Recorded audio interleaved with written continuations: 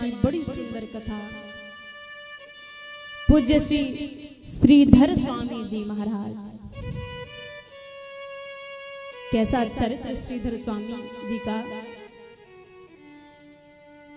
वो वैरागी, घर में मन नहीं लगता उनका।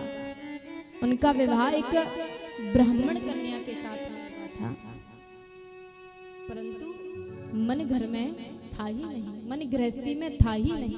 मन तो चाहता था कि वैराग्य ले लो, ठाकुर जी की सेवा करो, ठाकुर जी का भजन करो। जैसे ही तो अपनी पत्नी से एक पुत्र प्राप्त हुआ, पुत्र को जन्म देने के बाद ही श्रीधर स्वामी जी की जो पत्नी थी वो सिधार गई। अब तो बड़े ही प्रसन्न हुए। क्यों? क्योंकि मन तो पहले से ही गृहस्थी में नहीं था, अब पत्नी सिधार गई। अब मन में सोचे कि अब तो बढ़िया, मैं वन को जाऊंगा, वृंदावन को जाऊंगा, ठाकुर जी के श्री चरणों में जाऊंगा, भजन करूंगा, कीर्तन करूंगा, अब कोई रोकने टोकने वाला नहीं। जैसे ही तो आनंदित हो रहे थे तो उस बालक की ओर नजर पड़ी।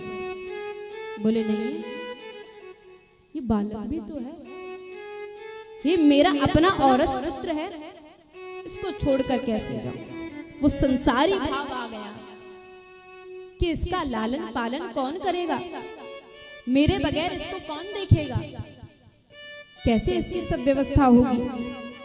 इसी उधेड़ बुन में लग रहे थे तो जैसे ही तो श्रीधर स्वामी जी की अपनी छत की ओर नजर गई, देखते हैं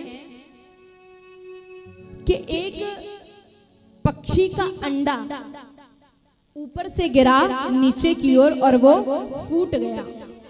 उसमें से एक नन्हा सा पक्षी निकला।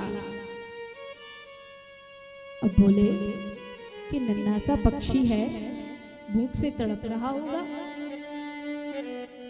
इसकी माँ तो इसको छोड़कर चली गई, ये कैसे रहेगा, इसके भोजन की व्यवस्था कैसे होगी। फिर से चिंता में पड़ गए। तो जैसे ही तो देखा है ऊपर की ओर, ऊपर से एक कीड़ा टपका और उस अंडे से जो द्रव्य निकला था उसमें आकर चिपक गया, और जो नन्हा सा पक्षी था उसने उस कीड़े को खा लिया। बोले अहो, जो विश्वंभर भगवान सर्व जगत का लालन पालन करते हैं, सबका उदर भरते हैं, सबकी देख रेख करते हैं, सबको संभालते हैं, सबको चलाते हैं, वो इस नन्हे से बालक की देखभाल नहीं कर सकते, वो इसका उदर नहीं भर सकते।